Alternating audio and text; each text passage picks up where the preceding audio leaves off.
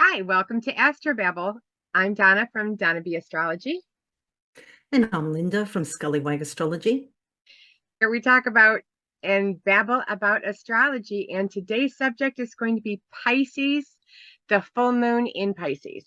And that Mm-hmm. happens at 17 degrees, 41 minutes, which will be the absolute last moon mansion that there is. Ah, interesting. Finishes that all out. I'll bring the chart up. So here is the full moon chart. We've got the moon opposite the sun, which is what a full moon is. And full moons are about culminations or completion or endings. So some people say that what you planted at the new moon, so in this case it would be the new moon in Pisces, might come to completion at this time, which New is moon. usually about 6 months prior. Oh, when the new Yeah, moon in yeah, Pisces. Okay. yeah. Uh, I haven't actually kind of gone back and studied it and but that's what I've heard, but I haven't kind of gone through and thought, oh, I started this at this time and I ended it then. But yeah, I could see how that could kind of link together. Absolutely. Absolutely. Kind of Mm, opens up that window of what all is encompassed in the events that create a life. yeah. Makes things a lot longer. I didn't, because we were experiencing Mars in a sign for a long time, and you had suggested I go back and look at all the Mars things, and it is very interesting to see what those planets do over a longer period of time in a life. Yeah. Very interesting. So that was my 2 cents. So do we want to go through the horoscopes or do we want to talk about the mansions? How we want to do that? I reckon we do moon mansions and then All we look at right. the chart and we do the horoscopes. So, Okay. So the moon mansion is the 28th mansion and it's good for, it says wares like purchasing, so shopping would mhm, be beneficial, marriage, healing, and planting seeds or sowing. What is not good mhm. are loans, anything to do with money, traveling in the middle third of the day, or new associations that you encounter. Oh, beware. Beware, yeah. Well, just with money, Interesting. but yeah, Just with money. but it is good for purchasing. So Interesting. So wares, so like goods and yeah. Interesting. maybe putting up pickles. Sorry, what was that? Maybe putting up pickles. It's time of the year here where things are coming Oh, in, tomatoes, pickles, and hmm. corn. Yeah, actually, I suppose it is. It's coming to the end of August. Virgo Yeah. season, so it's kind of yeah. Interesting. We'll have the when the sun goes into Libra, which we'll talk about a bit later, that is the equinox. So yeah, you'll have your even days or even night and day and then it'll start getting darker over there, and lighter. We'll have more light during our day after that down here in the southern hemisphere. Yeah. Mm. And as we were saying, this is a chart. So it's interesting that the full moon is conjunct Neptune here, because in modern astrology, they consider that Pisces is ruled by Neptune.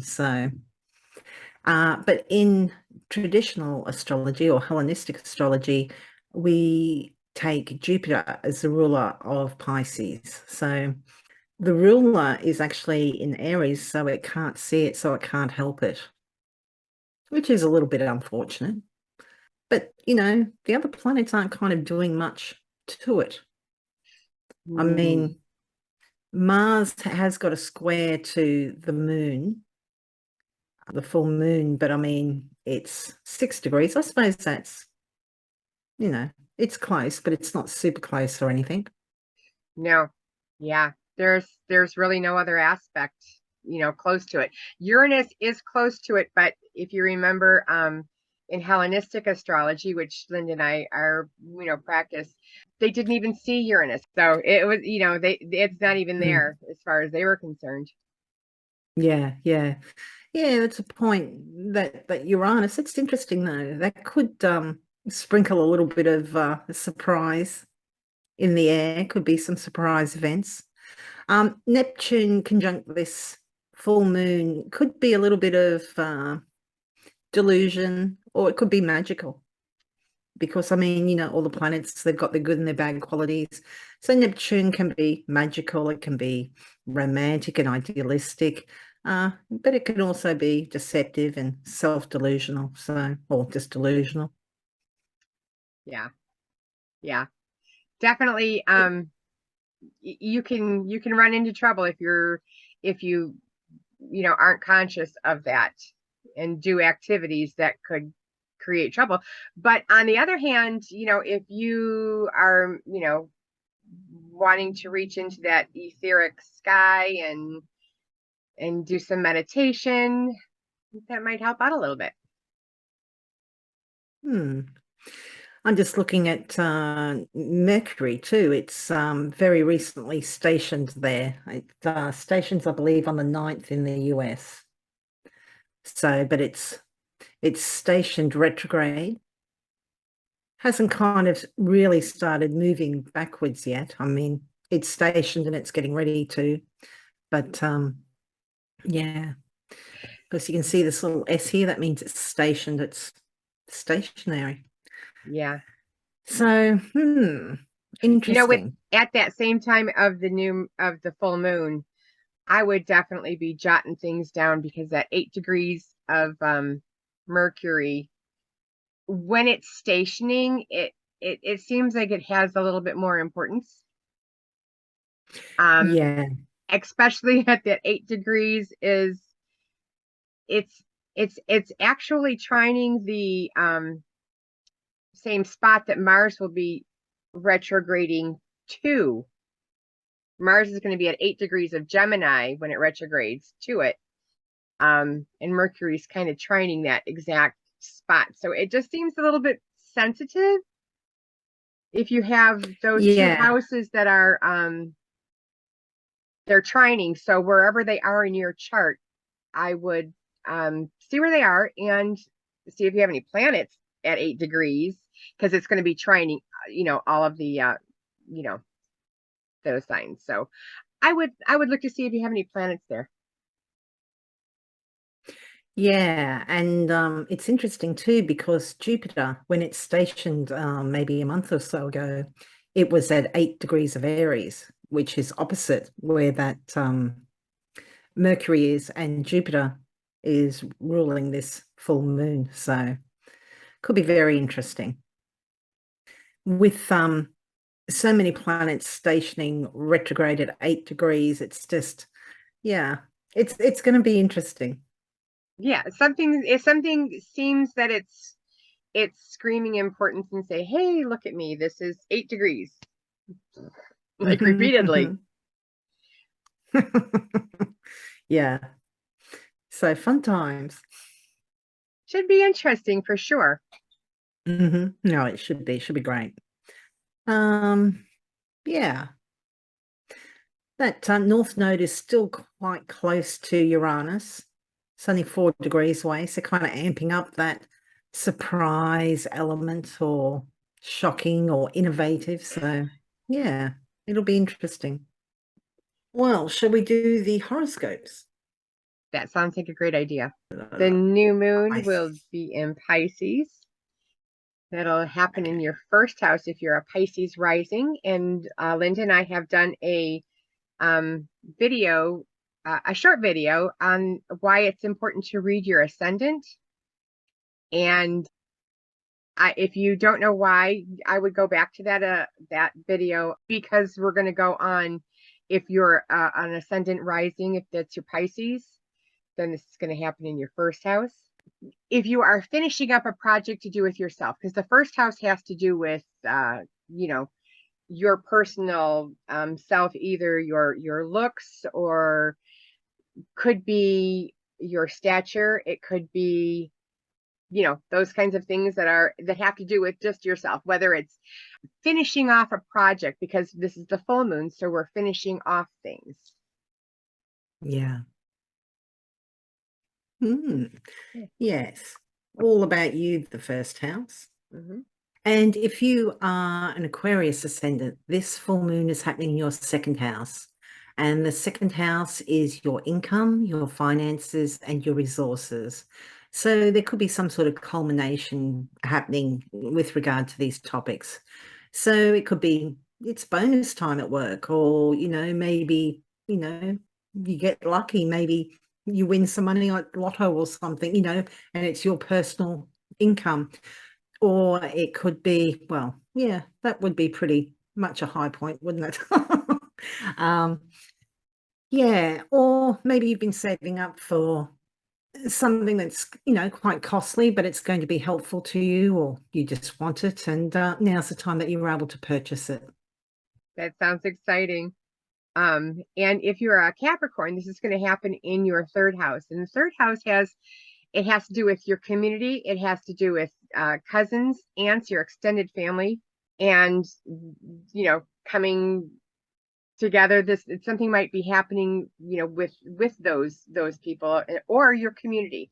If you have a project that you're working on with your community, this might, come to end however it, whatever you had started, whatever project you were working on. Yeah. And if you are a Sagittarius ascendant, this full moon is happening in your fourth house.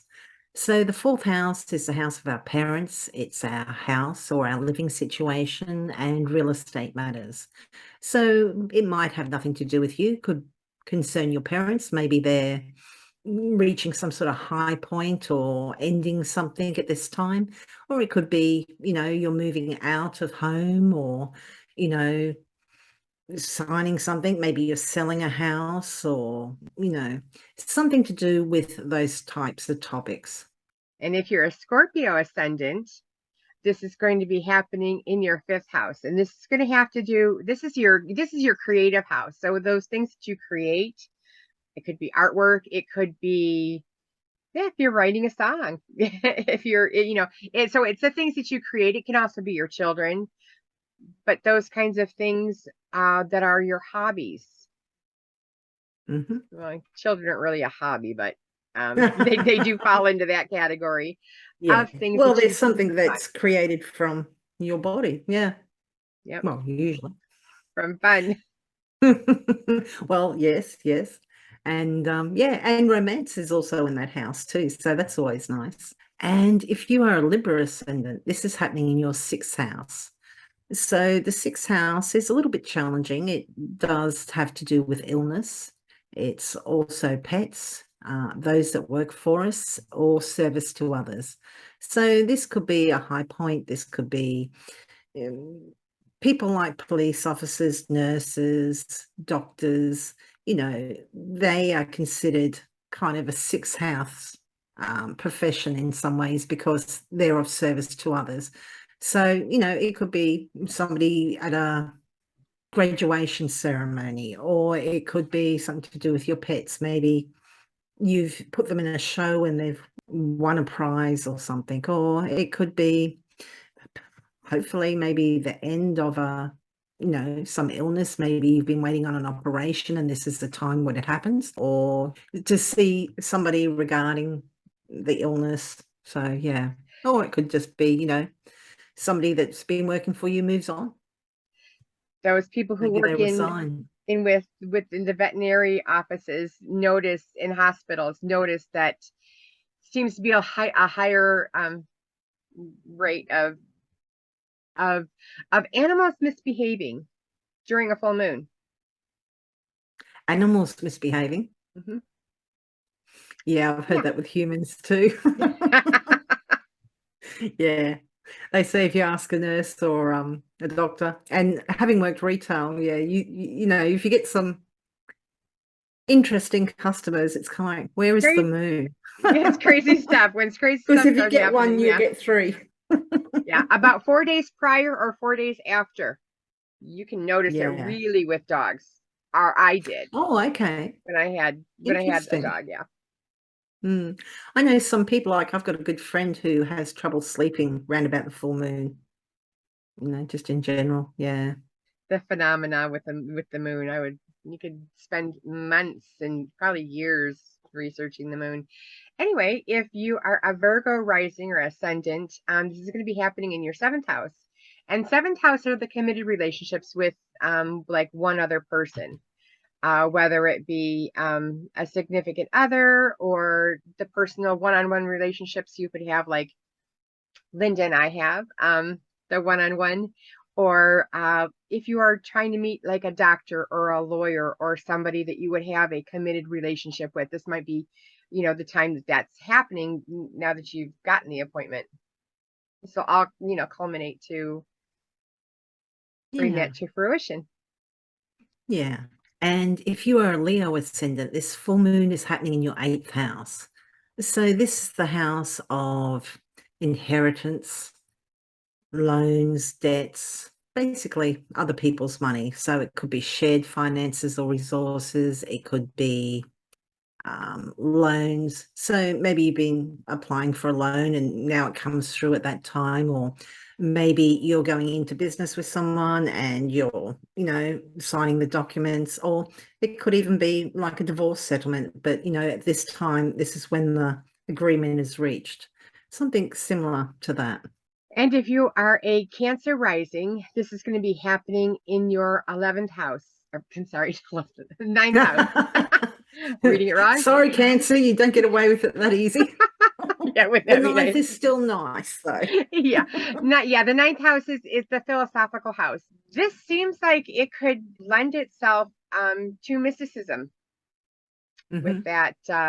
Yeah, with the Neptune, With that totally. Neptune right in there for sure. Mm-hmm. Yeah.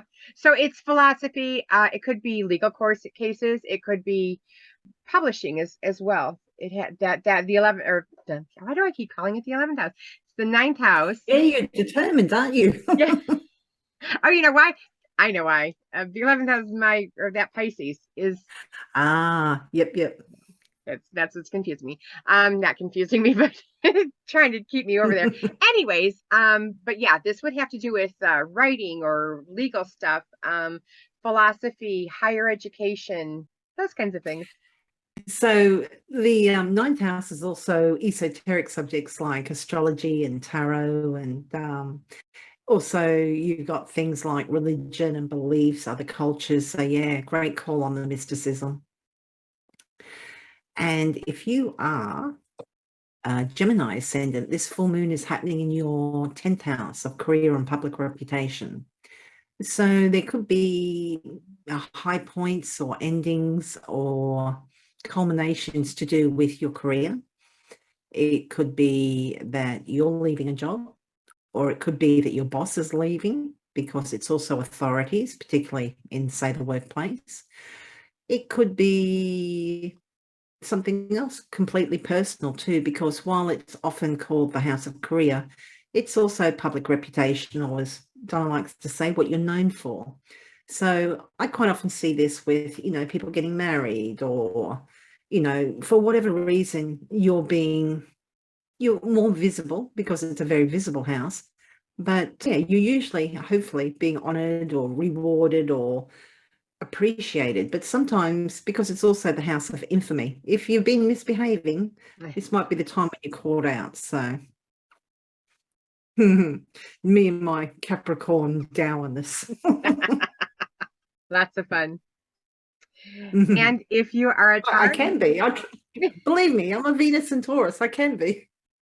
Absolutely. If you're a Taurus rising, this is going to be happening in your 11th house. So this is going to be when, oh my, so this will be a culmination of when your groups come together, and your hopes and dreams as well is part of this house.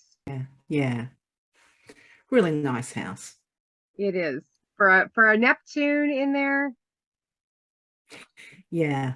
I have an activity that could be magical. Yeah, hopefully. Well, fingers crossed for the Taurus ascendants.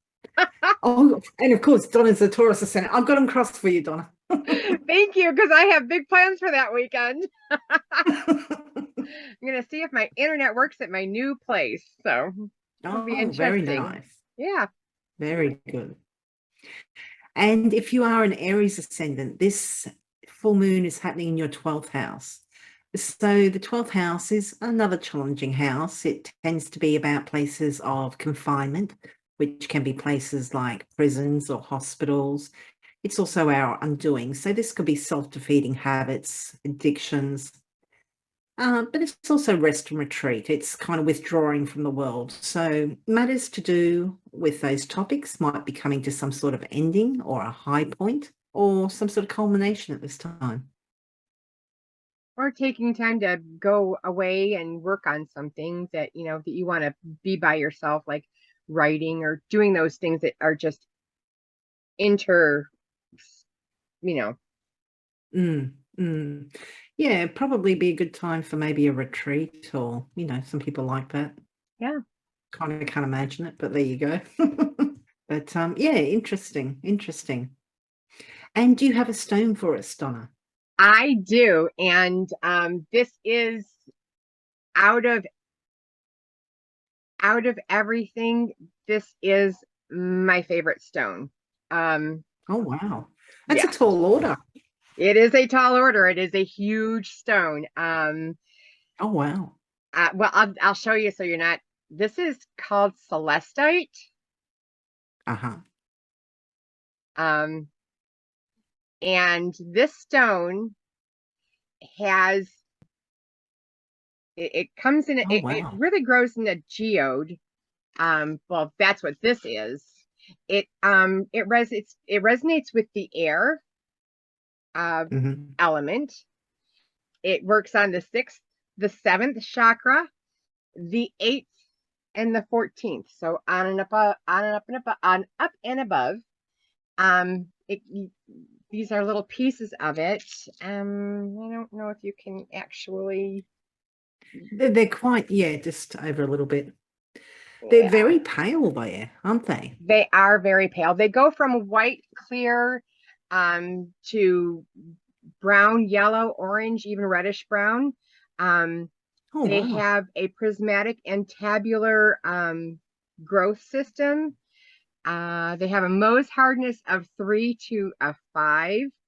Um, So quite soft, easily breakable. yeah, a 3 to a 3.5. Yeah, so they are very soft. But this stone, and I'm gonna show it to you because it's absolutely beautiful. It's Hmm. very gemmy. It's you can see through it, kind of. Hmm. It's kind of Yep, opaque, yep. like an emerald would be. But this stone is it's uplifting. It expands your awareness into the higher realms. It enhances your vision and dream work, and it brings your calm, centered feeling while connecting to the higher realms. This is the stone that I use to connect with uh, the higher realms. Um, I use it for meditation. I have one, and my husband has the other one. We use them for sleeping. Anytime I have ever used this in a layout with somebody, because it helps me with dreams, it helps me with dream recall. So that's Oh, how it okay. helps me the best. Sleeping very well. It has in how it grows is a 14 sided faceted crystal. So and they can go to this long. I went to go visit a huge geode, and I will write an article about it. It is not done yet. Mhm. But I will put a picture of there. I was standing in a geode of this. It was hugely intense, but it gives you such a because of the color, that blue, Mhm. that light blue color. It gives you it's very calming. But it is very it can be it was highly energetic in that geode, but I don't think that is something that you would experience with just a crystal. But I use Yeah, this on the yeah. third eye a lot. anybody who I have ever used that, whether an in-person layout or even the distance layouts, if I've used that for a person, this is the stone that says, wow, I slept great last night. That's the stone. Nice. And I use it all the time. I sleep with one above my head. I sleep with one above my head. I travel with it. It's good for dream recall. It is really a great stone, and it is called Celestite. Celestite. Yep. So what would you do if you don't have a headboard or somewhere to put it? Would you could you put it under your pillow? Yep, Or you can put it in your pillowcase. Yeah, so you don't lose them and because you fall off the bed. Yeah, yeah. I have slept with this crystal and in a pillowcase, and while I'm sleeping, have it in there and holding on to it. So that's one way. Oh wow. Yeah, yeah. I'm just thinking you need a little kind of pocket in your pillowcase to store these crystals. Yeah. Would it harm, like if you kind of wrapped it like in a soft little, I don't know, pouch and put it in your pillowcase, would that kind of No. take away from the crystal? They're still No. effective? No. You wouldn't want to put it in glass, metal. Well, no, not glass. You wouldn't want to put it in wood or metal, but Oh, okay. material is But fine. like a soft material pouch would be fine. Yes. Ah, interesting. Yes. Very good. But it is my favorite. It is probably of all of them. This is one of my top 5 favorites. There's 4,000, Nice. so it's hard to narrow down to one. Yeah. Oh yeah, I can see why you picked it too, with being in Pisces, plus with it being conjunct that Neptune as well. Nice call. Nice call. Yes. Yeah. Very good. Very, very watery stone. It's got that blue. It works with your throat and your third eye. No, your So your third eye third and your eye. the sixth eye, the sixth one and the 7th chakra. Okay. So what is the third eye? The third eye is the 6th chakra. It is where you connect. It's where you do more of the connecting with your thinking. Yeah, yeah. Sounds good. Oh, well, are we ready then for the aspects for the next 2 weeks? Oh yeah. The full moon starts at 17 degrees Pisces. So the first aspect we are going to see is the sun is going to trine Uranus. That'll be the next day. Yeah. A lot of fun, I think. Hopefully the trine won't be too... Trines and sextiles, we usually consider them a soft aspect. They're usually helpful, but with the outer, sometimes they can kind of, just make it gives that ease of being able to kind of exert whatever they want on you. Well, that sounds a little bit fatalistic, doesn't it? For their energies to kind of work. But I think this could be a fun day, particularly if you're somebody that likes, something, a bit of change, something excitement. Some people don't. So some people might find this a little bit challenging or kind of, get a little bit agitated with it perhaps. But generally speaking, a trine is useful, it's helpful. But yeah, maybe new ideas, more willing to kind of, accept something that's a little bit out of your comfort zone, perhaps. Yeah. Originality is the word that comes to my mind. Originality, progressive thinking, social consciousness. Yeah, I could totally see that too. With yeah. Especially with Venus in the same sign as the sun. Yeah. And I mean, we've just had that full moon in Pisces, and that can be, it's quite idealistic. And we had Neptune with the full moon. So, yeah. And then we got a big break. We don't have anything until about the 16th. Yeah, almost a full week. At least 5 days. Yeah. So, yeah. That's crazy, isn't it? Yeah, for the planets not to be, in conversation with each other, it is. And I mean, we say that, I mean, obviously the moon will be going around and making her aspects, but yeah, you know, that happens so often and it's on a monthly cycle.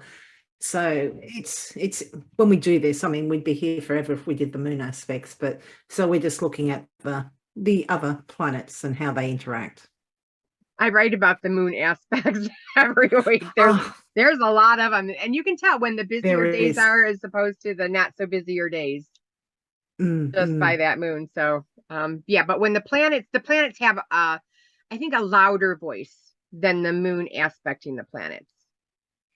Well, So the yeah, moon moves so quickly, you know, if yeah, she's aspecting a planet, it might be for, you know, if we take a degree either side, for example, you know, a couple of hours and it's done sort of thing. yeah, Or 3 or 4 if you give it a 1 degree orb or something. But yeah, it's fleeting. So yeah. But I think when the planets, are in conversation with each other or aspecting each other, I think it's a stronger conversation. oh yeah, yeah. So we have Because I mean the moon's a satellite too. It's, you know, it's our satellite. So sorry, what were you going to say about Venus Venus square Mars? squaring Mars. Sexual tension. That would be Yep, that would be a nice use of it. And I mean, oh, though Venus is in Virgo, so she's actually in fall.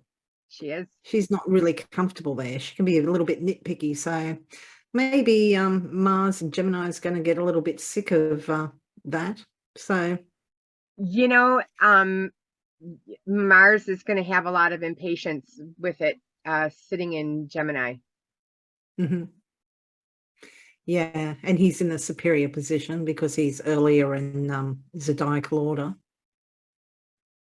Yeah. Yeah, hopefully. I think it could still, you It know, could it could they're an archetypal pair, so they go together. It is a square, so it's tension.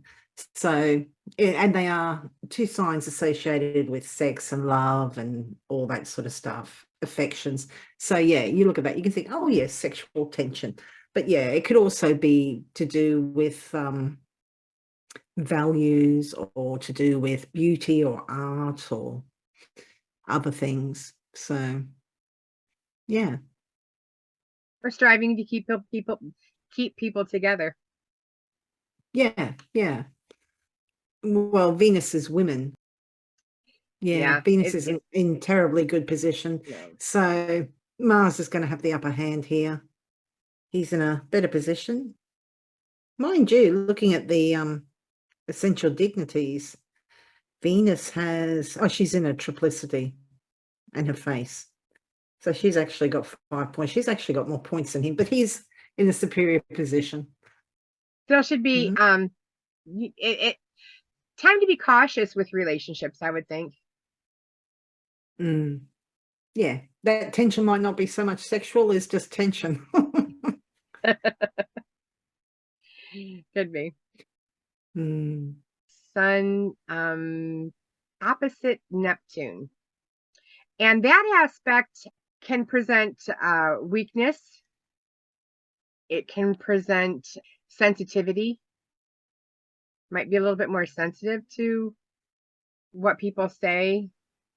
Yeah. Yeah, well, the sun is our vitality and our kind of life force. So Neptune can kind of drain things. So yeah, you could definitely feel very just no energy. Also, I think there's the potential to kind of delude yourself, as in like you think, oh yeah, she'll be right, or yeah, I'll do this and it'll be fine, and it's kind of, that it's not really going to be fine, but you're telling yourself that, but that's what I think. Yeah.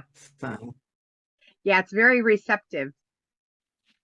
yeah, very. So your feelings will be easily either uplifted or hurt or, just sensitive. Mm, yeah, I'm just looking at that Venus with the sun at the same time. So Venus is going to be, she's going to be under the beams. look at this too. So we'll have around about what time? About 8 p.m. the moon will come up and conjoin or conjunct Mars. So that might kind of trigger something at that time. And That's for square the Venus. East Coast. Yeah. Yeah, it's just interesting, like if we're kind of deluding ourselves or kind of feeling low in energy or whatever at the same time as this kind of tension, which could be between males and females or just relationships or whatever. Yeah, it'd be interesting to see. Yeah, so that's the first Friday after the full moon. The 16th. Watch your emotions. Protect your emotions. Protect your emotions. Do you have a crystal for that, though? That's the question. I absolutely do. You know I do. So come on, don't keep us in suspense. Oh my God, you got it to hand. Black tourmaline, yeah. Yeah, it's my go-to crystal when I want to, repel negativity. Yep. Nice, very nice. And you would very it would be odd for you to ever catch me out of the house without me having one of those on me. Ah, Yeah. And I had very spoken about black tourmaline, I think a while ago. I'm sure we did into an episode about it, and actually, if I find it, I'll link to it. Yeah. Well, I will find it and I will link to it. There you go. Yeah. So that is that is my big protection stone. You know what? I think if you were to look in here, I saw a piece of black tourmaline nested in this piece of celestite. Oh wow. Is that an unusual occurrence, or that's quite common, or? It can be common to have two different crystals kind of interact a little bit. They'll still remain. Because that wasn't rehearsed or anything. I just asked you off the top of my head then, and just that those two are together in that stone that you were showing. I like that. Must have been meant to be. Meant to be. Meant to be. So, are we moving on to? Yeah, we are. So Mercury opposing Jupiter. Interesting. Oh wow, and they're both retrograde.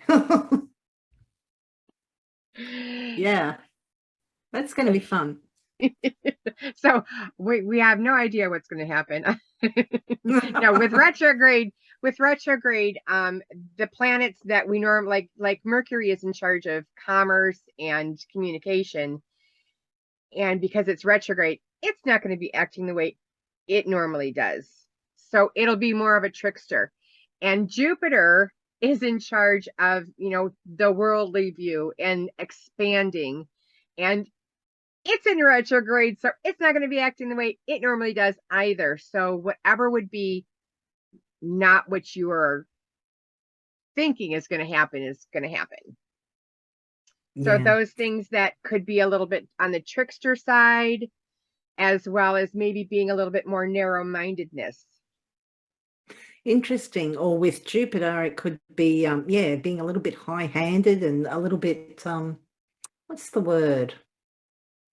Not judgmental, but kind of, just a little bit judgmental, I suppose, or the word escapes me at the moment, but almost superior, looking down their nose, thinking they know better. Yeah. Which I can't imagine will go down too well with Mercury. When I see Mercury-Jupiter oppositions, I kind of think, pie in the sky ideas, because that Jupiter wants to expand and it can go too big, and they're opposites. It's really easy to think that, okay, they're both interested in knowledge and wisdom and that, but as Donna said, Mercury wants to drill down into the nitty-gritty and get to the details, whereas Jupiter's big picture and, very different views. But with both of them retrograde, it's like, I wouldn't necessarily believe everything you hear at this time. It could be a lot of tall stories. Yeah, that Jupiter could be a little bit superior. That Mercury, like Donna said, it could be playing more of the trickster kind of, part of his character. Or it could be when we have Mercury retrograde, there's often things like having to redo things, or there's miscommunications, or there's things are mixed up or delayed. And, with Jupiter opposing it, it could be on a grand scale. So, yeah, I don't think this is going to be a good day for sitting down and writing something, or maybe it will. Maybe if, you're in the right genre, I don't know, but I would expect a lot of issues. I would expect, you just everything. You send the wrong email, address people by the wrong name, and of course you only do that to the important person that you had to get their name right. And yeah, That it's moon's going going to to be be squaring interesting. those two earlier that day. What, sorry, the moon's going The to moon's square it. going to be Yeah, squaring them. interesting. So that'll be a couple of hours earlier. When will that be? It'll be around about 2 o'clock in the afternoon. 2 p.m. Yeah, and that's on Sunday. Yeah, so maybe you're out to lunch and someone at lunch is being a pain. So yeah, it Well, could be interesting. yeah, the planets, I mean, just because it might aspect exactly at 8:01 doesn't necessarily mean that you're not feeling it at 7:45. Oh, of course, there's a lead up. And I mean, when I write my horoscopes, I always allow a 1 degree either side, but you could easily allow 3 degrees either side. But I mean, if you do that, like from my perspective, it's like yeah, I'd be writing too many things. So I just do the 1 degree, kind of like Right. really close. Just But to focus it on, but you can kind mm, of expect those kinds of energies yeah, settling, yeah, any aspect that we're talking about. It's not just this one. yeah, It's all the aspects. yeah, It's like more of an ebb and a flow. It's like yeah, yeah, like a bell curve.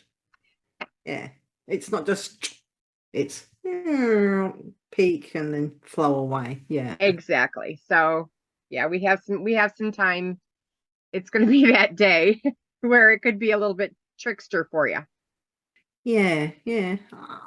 I reckon, yeah, you could get into an argument or with somebody who thinks they know better than you, and you think you've got the argument right, but you haven't. And, oh yeah, it could be fun.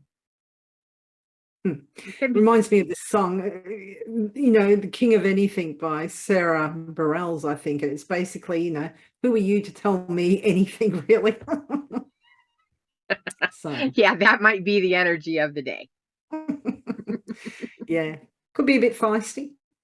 Hmm. Yeah. Mm. Absolutely. But later on Oh, that and then day, the same day, Sun trine Pluto. Pluto. So that'll be a little bit later, but it'll still be in effect at the time because Donna was saying like that build up of the energies. Yeah. Yeah. Yeah. I think this is kind of nice. It can make you feel quite powerful and like you're kind of in control, master of your fate or mistress of your fate. Yeah. Yeah. The need or desire to control and have that power. Because it is Pluto, I've been kind of stung by a, a Pluto trine, so I'm kind of always a little bit eek with Pluto trines and sextiles. Hopefully this will be for the majority of people quite an empowering aspect, maybe transformative, but it could also be Pluto's that kind of phoenix from the ashes kind of energy, and sometimes you got to burn first. So if that happens, well, yeah, there's always the rising from the flames later. So Yeah, those are both earthy signs that those two planets are in. So yeah, might yeah, have something to do with something more material. I wonder, interesting. Yeah, it could definitely happen. Yeah. like a lotto ticket. have to write That that would be down. transformative. That would be transformative. And so what is the next one? Venus trine Uranus. Oh, okay. So excitability, new love, Yeah. shocking love. Yeah, maybe you're attracted to somebody who's not your usual type, or or sudden kind of whirlwind romance. It can be electric and exciting. Might not have much stability to it. That's the thing to kind of watch out for, particularly since later in the month we've got Venus opposite Neptune, which can be disillusionment. So, enjoy it for what it is, but just be aware it might not be long lasting. But it should be fun. Oh, yeah. And, if it's not related to relationships, if it's something to do with art, or even like your appearance, what you look like or something, it could be, you go for something a little bit different, or you're dabbling in a different art form, or taking it in a different direction, an innovative direction. And again, in the earth sign, so something more materialistic, something more, tangible, I would think. Yeah. Yeah. Just looking at that Venus getting closer to that sun. Yeah.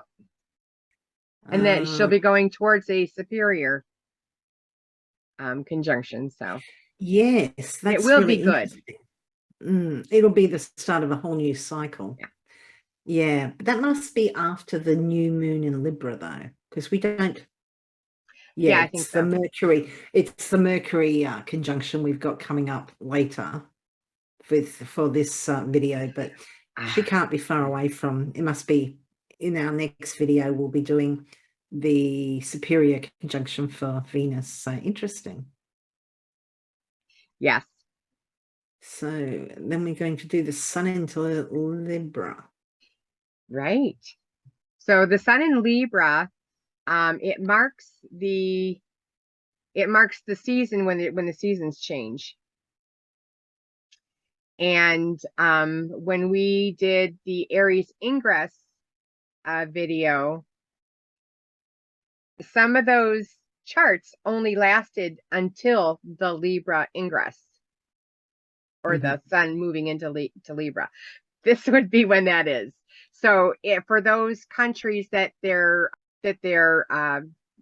reading only lasted for 6 months based on what sign the ascendant was in, it depends. That depends and determines the length of how long the reading lasts for, or the determination, the window. So some of them have to be redone for the Libra ingress, is all I was trying to make. That's my quick point on the Libra. And we'll link to that Aries ingress episode that we did, because we did that for the US, Canada, Australia, the UK, Russia, and Ukraine. So yeah. Yep. So it'll be interesting to go back on that to see what all has. It will be interesting. Yeah. I'm trying to think. Australia kept our charts valid for the whole year. Was it the US one that swaps over? The United States was all year too. Was it? Oh, I thought. I can't remember. I'm still on summer vacation. I could be wrong. You know what? I guess I'll have to revisit that. Yeah. I have a feeling Australia, I know Australia was for the whole year. I think the US was maybe, I think it was 6, and I think Canada, because we have Maureen helping us, and she's from Canada, and I'm sure hers was 3 months, or maybe it was 6 months, and US was 3 months. And you went through and time-stamped all those, so we could actually go to the countries, the beginning of them. Yeah. On that video. So that's going to be nice. That's going to be very helpful if you're looking for just a specific country and what it's doing. So yeah, good job. Thank you. So so sun into Libra. This is must be your spring equinox. No, it must be your autumn equinox down up there. Yep. See, I'm all upside down too. So it's your autumn equinox up there. It's our spring equinox down here in the southern hemisphere. So we've got equal amounts of light. And moving forward from this, it's going to get darker. The days will get shorter. And from here, down in the southern hemisphere, our days are going to get longer. Is that right? Yeah, your days are going to get longer. You're going to have more heat.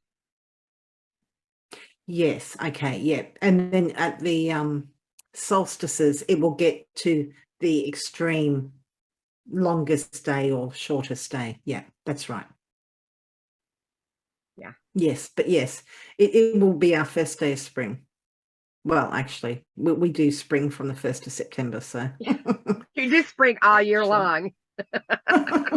Well, yeah, it kind of is, especially where I am, so yeah. You know, we are very seasonal where I'm at. You definitely know when it's winter. You definitely know when it's summer. It's totally opposite, but you are.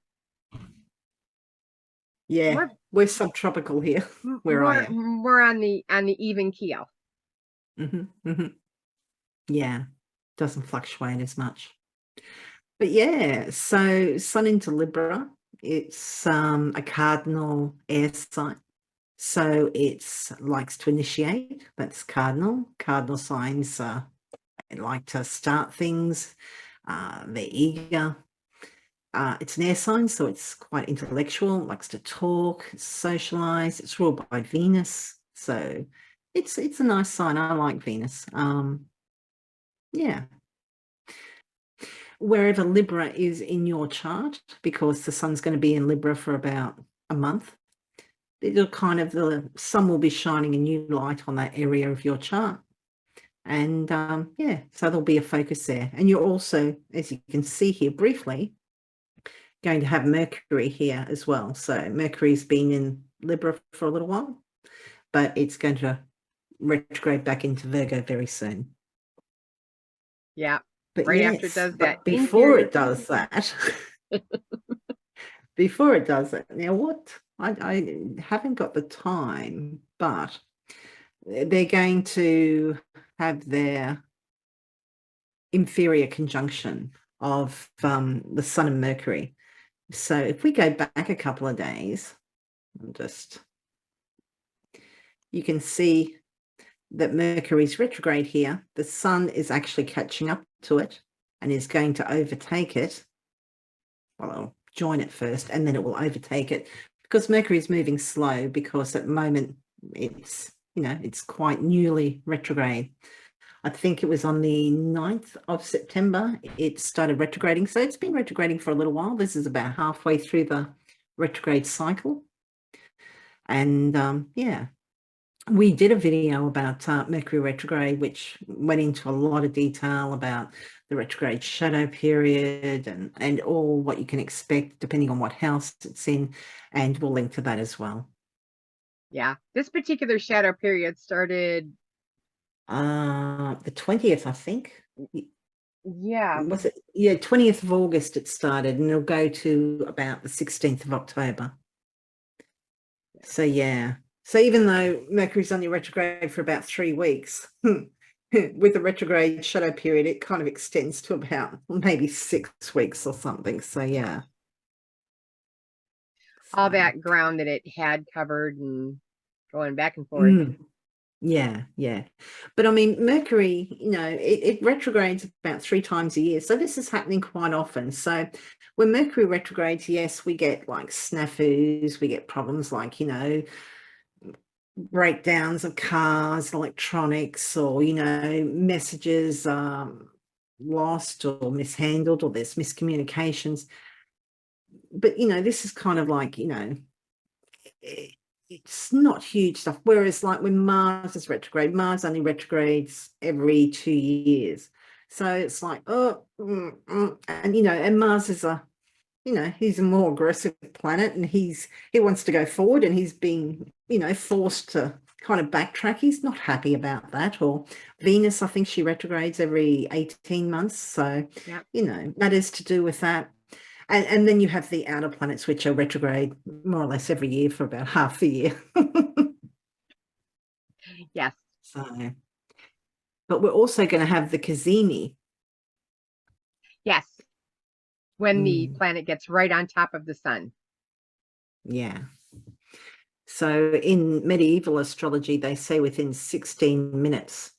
But Hellenistic, we look at it within about a degree either side, and it's kind of called, what do they call it? In the seat of the the sun. heart of the sun. That's it. Yeah, yeah.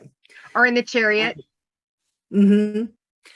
Well, actually, yeah, it's a shame it didn't happen in because this is happening right at the very beginning of Libra. The next day, or even a couple of hours later, Mercury going to move back into Virgo, where it's very powerful because it's exalted and it's domicile there. So if that happened there, that could have been a really hugely powerful cazimi. But it's happening in Libra where it's not that powerful. Oh, no, look at that. It's an 8. So it's in its triplicity. I don't know why it's got an 8. Oh, because it's the mutual reception with Venus, but they can't see each other. So, but cazimis, some people believe that it brings like makes it very, very powerful. It's like being before the king, in the king's throne room sort of thing. Medieval astrologers, a lot of them believe that it's like somebody's been really sick, like maybe on death's door, and they kind of recovered enough that yes, they're out of that kind of life and death situation, but they're still recovering. I can kind of understand that because leading up to that, if a planet is within 15 degrees, give or take, of the sun, it's kind of burnt up or it's damaged, 8 degrees, it's combust, it's kind of burnt up and damaged, but within 15 degrees, it's like it's hidden by the sun because the sun is so bright. And, so you can kind of understand, you kind of getting close to the sun and you're hidden and then you're burnt up and then you kind of get that cazimi. So you kind of, oh, okay, I'm halfway Get cleansed. there. It's that Yeah, burning, yeah, it's that cleansed. cleansing kind of action. Kind of, yeah, I suppose like burnt, and then kind of then it's got to get through the rest of that combust period and then out under the beams and then it can be seen again. So yeah, it's interesting. It's quite a process that the planets go through, but I believe that it creates the events that our lives go through. I mean, we all have a sense of breaking down and rebuilding and regrouping, and planets do the same thing. Yeah, yeah, yeah. I mean, essentially, we're kind of looking at the relationship, not just between the different planets, but the planets with the sun and how they kind of join up and move away and make aspects and retrograde. And yeah. Very cool. And then we have on the 23rd, though it says the 24th here, but but on the 23rd or 24th, we have Mercury retrograding back into Virgo. So, wow, he's going to be 10 points then. He is retrograde, though. So, and he's very close to that sun. He's not close enough to be part of that cazimi. Where is he? No, he's still kind of in the cazimi. He'll be in the cazimi for a little bit, depending on how you judge that. But yeah, he's retrograde. But they say it doesn't damage Mercury as much as others. Plus, he's going to be in his chariot, isn't he? Because he's in his own sign and domicile. Yes. Yes. Well, his own sign and domicile. Domicile and sign is the same thing. He's in his own sign and exalted, so Yes. he's Or that going to be day. moving back towards Venus too. Interesting. Kind of cool. I have a wedding that day. Oh, nice. For the 24th, Saturday. I do. What Yeah. time? 5 o'clock. 5 o'clock? 5 or 12? Oh my gosh. No, it's actually 4:30. So it's a half hour.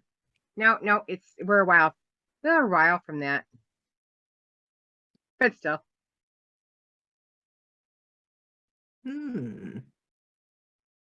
Oh, the moon will be coming up. We'll have just passed that trine to Uranus.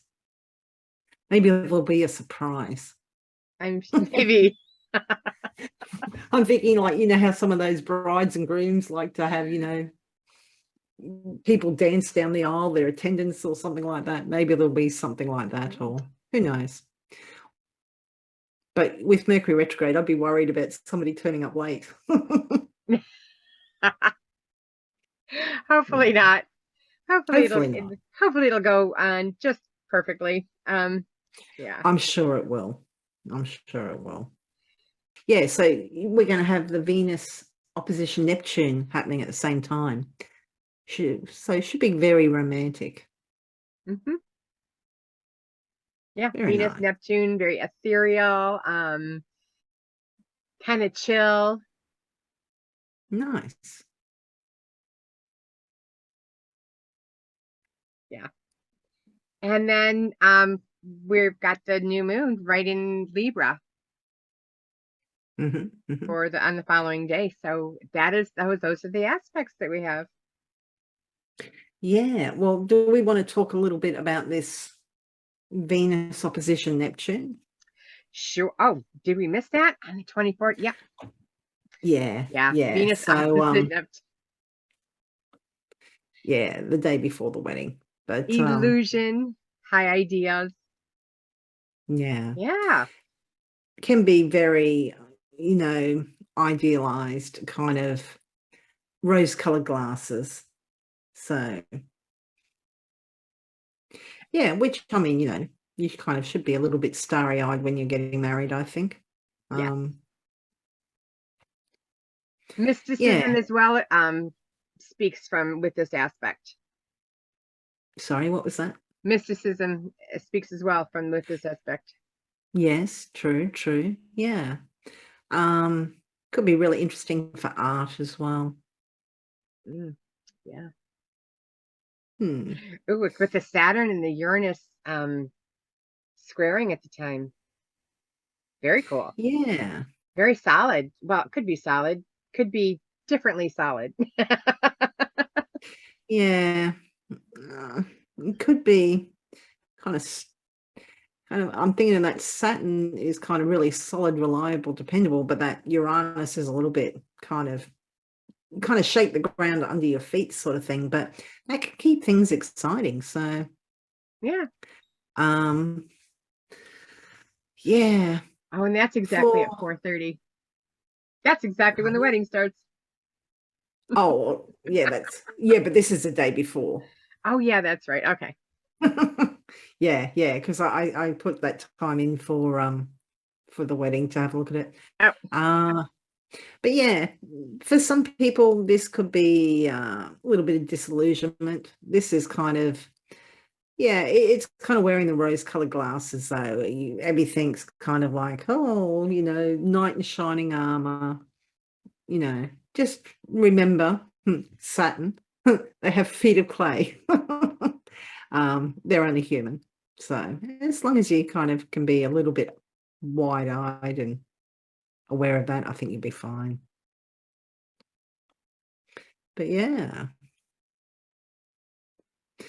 that Mars is kind of trining. No, shut up, Lynda. So yeah. Yeah, and then we're going to have the moon in Libra, are we? New moon in Libra. Yes. We're in about 2 degrees, it looks like. Yeah. Or maybe 3.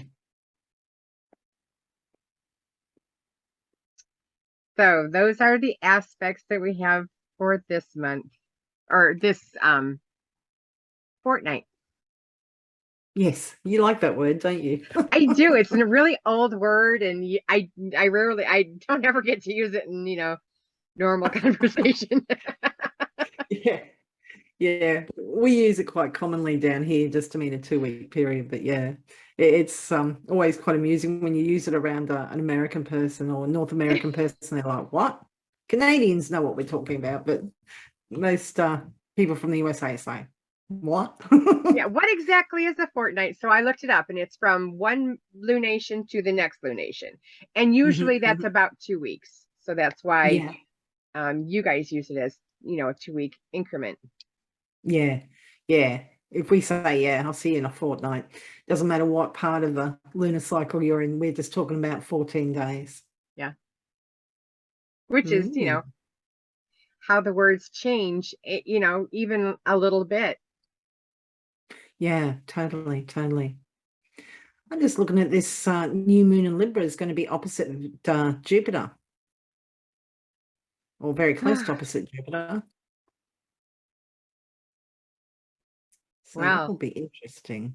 it should be interesting. That day Hmm. is Rosh Hashanah at sundown. And what is that exactly? It's a Jewish holiday. Oh, okay.